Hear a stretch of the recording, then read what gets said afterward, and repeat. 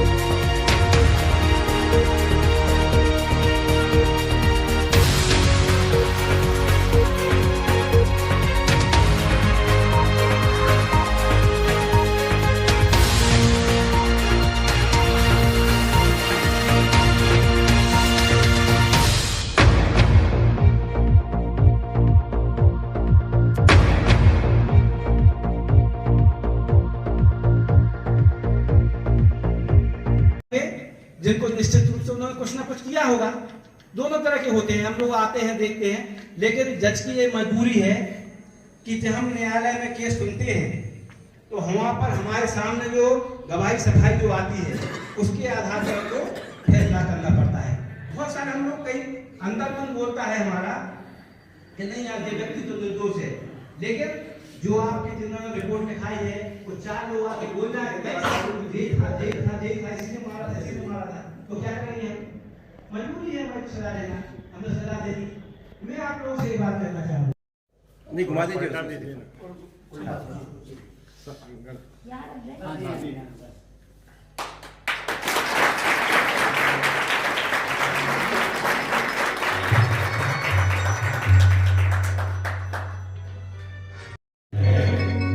परम पूज्य मुनि श्री आराध्य सागर जी महाराज की, परम पूज्य मुनि श्री शांत सागर जी महाराज की। इस कार्यक्रम में उपस्थित इस जेल की अधीक्षक महोदय मैडम, समाज के सभी प्रबुद्धजन, जेल के सभी सम्मानीय अधिकारीगण व उपस्थित सभी कैदी भाइयों, आज ये बड़ा ही सौभाग्य का दिन है कि हमारे बीच में एक ऐसे तपस्वी संत विराजमान हुए हैं जिनके दर्शन पाने को हम सभी लोग बहुत ही लालायित रहते हैं। और वो कई दिनों तक, अभी हम आपको बता दें कि जब चातुर्मास उज्जैन में हुआ और हमारी कॉलोनी में ही गुरुजी का प्रवास था, लेकिन हमको लगभग 2.5 से 3 महीने तक उनके दर्शन ही नहीं हुए। गेट नहीं खुलते थे, वो किसी से बात नहीं करते थे और 3-3, 4-4 दिन तक वो जो है ना तो अन्न लेते थे ना जल लेते थे। इस तरीके से 559 दिन में है, 552 दिन में 452 उपास, मैडम 552 दिन में 496 उपास किए हैं गुरुजी ने।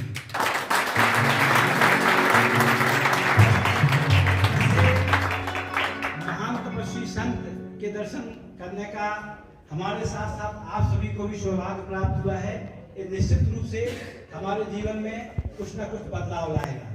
अभी जैसा गोयल साहब कह रहे थे ना कि हमको 2 कंबल मिलते हैं सर्दियों में, जब ठंड ज्यादा लगती है तब 4 की डिमांड कर लेते हैं, लेकिन गुरुजी ऐसे हैं कि ना 2 कंबल ना 1 कंबल ना कुछ भी नहीं, बस जैसा आप देख रहे हैं ना, जैसा भगवान ने भेजा था।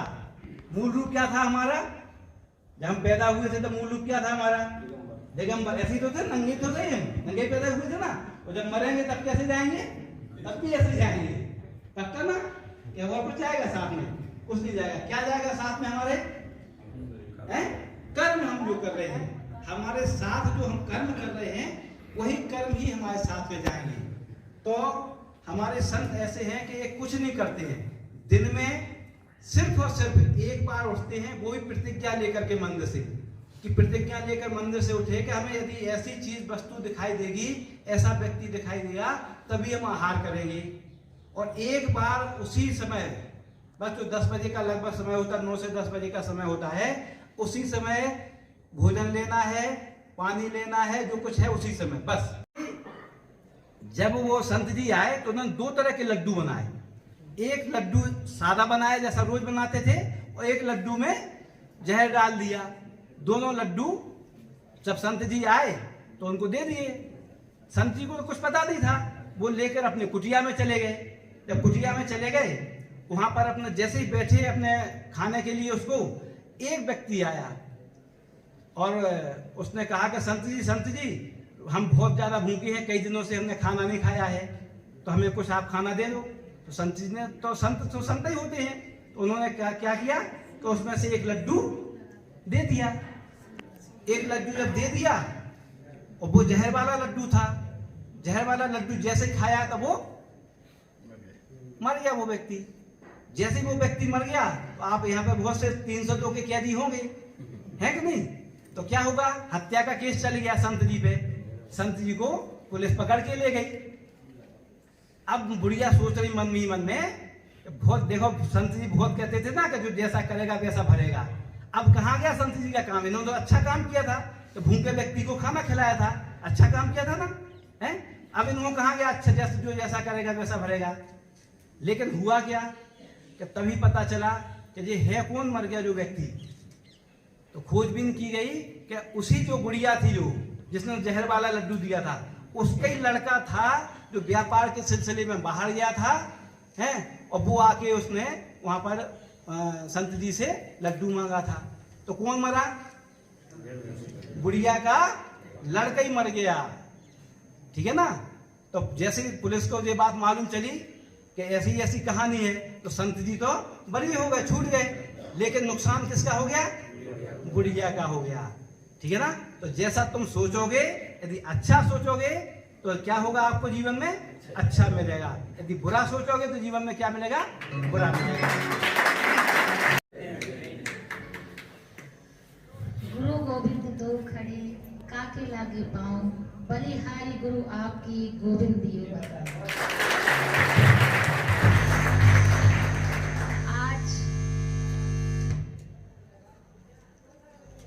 आज का दिन निश्चित ही हम लोगों का प्रारब्ध स्वर्णिम अक्षरों में लिख के भगवान ने भेजा होगा। कहते हैं यथा बीजम तथा निष्पन्ति। हमारे परम सम्मानीय जज महोदय ने तो सारी बातें कह डाली बड़े सरल शब्दों में, लेकिन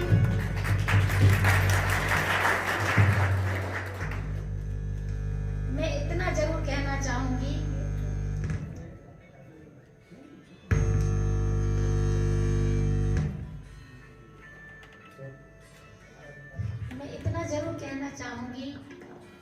कि ये जो कृष्ण जन्मभूमि है, इसका मीनिंग लोगों ने गलत ले लिया, जेल, नरक। इस प्रकार से जो सोच बन गई है, उस सोच को बदलने के लिए हमें ऐसे चरण कमलों का आगमन यहाँ करवाना पड़ेगा कि ये जमीन फिर से जीवित हो उठे, उसी धार्मिक उन्हीं भावनाओं से, उन्हीं श्रद्धा भाव से जुड़ जाए।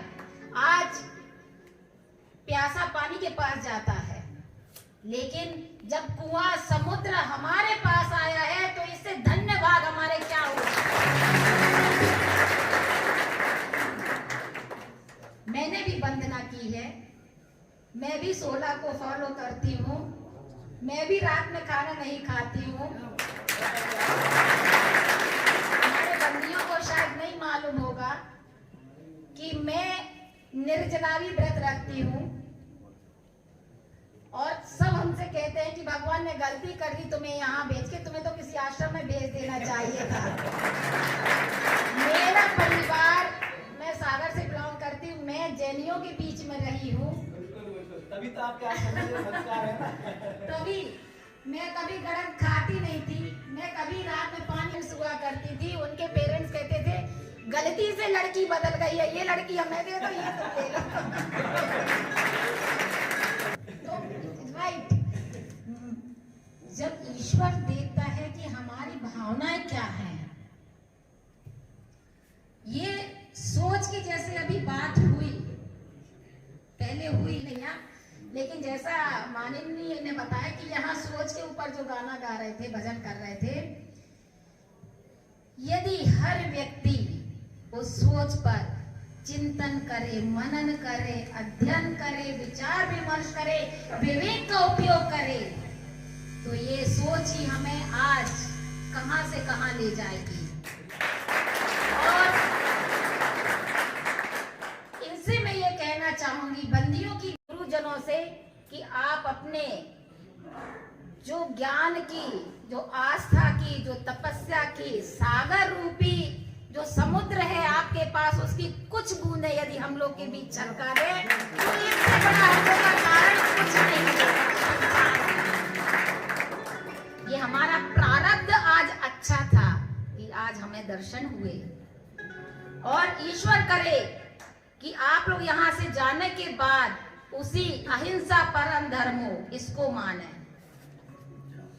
इसको माने जो हमारा मेन गुरु मंत्र है। क्रोध को त्यागे, अपने बुरे आचार विचार को त्यागे, जो हो चुका सो फॉरगेट दैट, उसको भूल जाओ, जो होना था वो हो गया।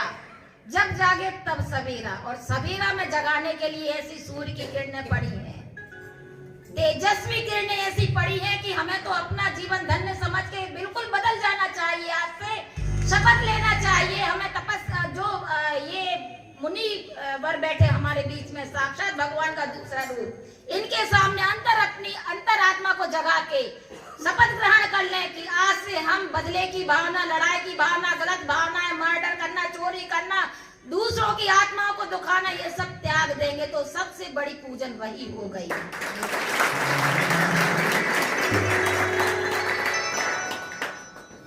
मुनिवर, हम लोगों की इतनी हैसियत नहीं है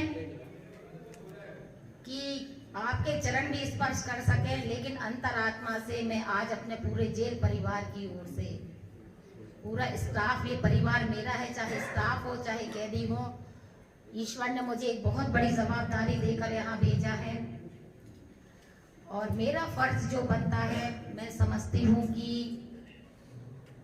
यदि घर में 4 बर्तन होते हैं तो आवाज आती है, निश्चित ही आती है, और सद असद, रात दिन, सुख दुख, ये सब कुछ ऊपर वाले ने रच दिया है, विधि के विधान ने, विधाता ने निश्चित कर दिया है, बिना उसकी मर्जी के पत्ता नहीं हिलता।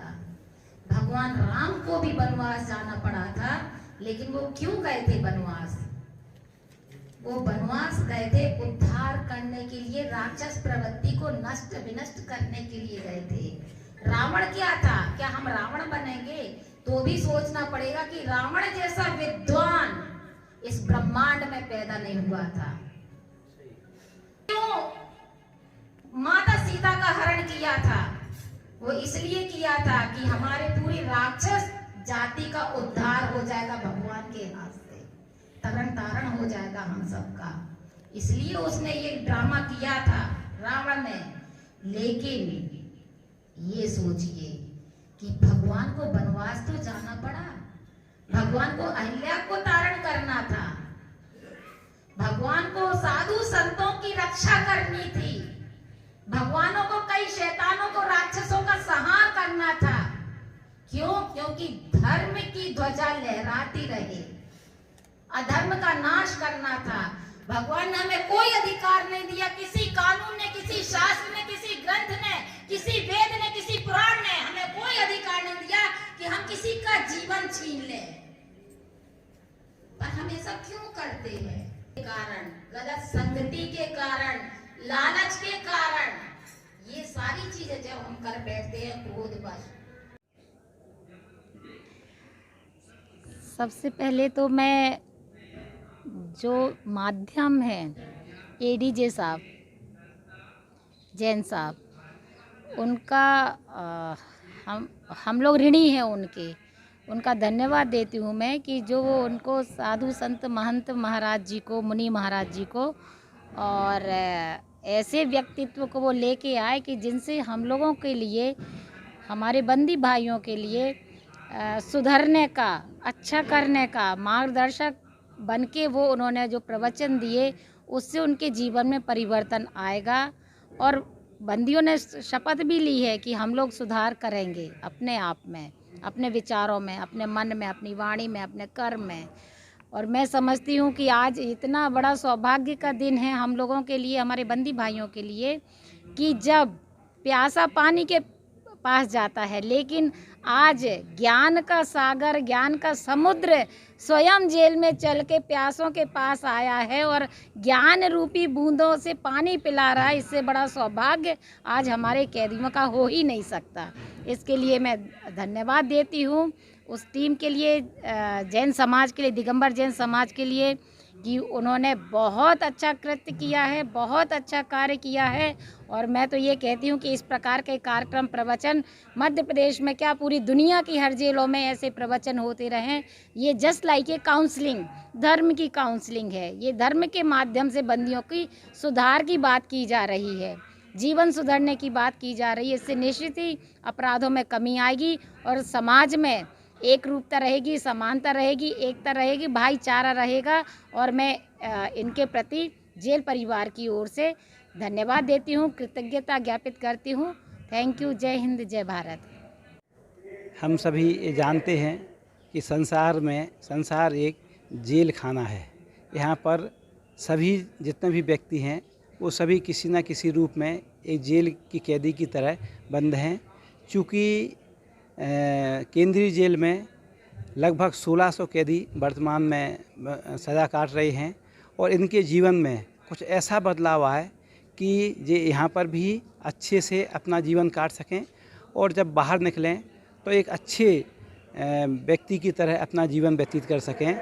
इसी उद्देश्य से आज मैंने पूज्य साध्य सागर महाराज जी और पूज्य आराध्य सागर जी महाराज जी के प्रवचन जेल प्रशासन, जेल अधीक्षक मैडम के सहयोग से यहाँ पर रखवाए हैं कि इनके जीवन में गुणात्मक परिवर्तन हो। और निश्चित रूप से ऐसे संतों के चरण पड़ने से उनके जीवन में गुणात्मक परिवर्तन होगा, मुझे ऐसी आशा है। जेल प्रशासन ने और जेल अधीक्षक मैडम ने जो इस कार्यक्रम को आयोजित करने में सहयोग दिया है उसके लिए मैं उनका धन्यवाद ज्ञापित करता हूँ।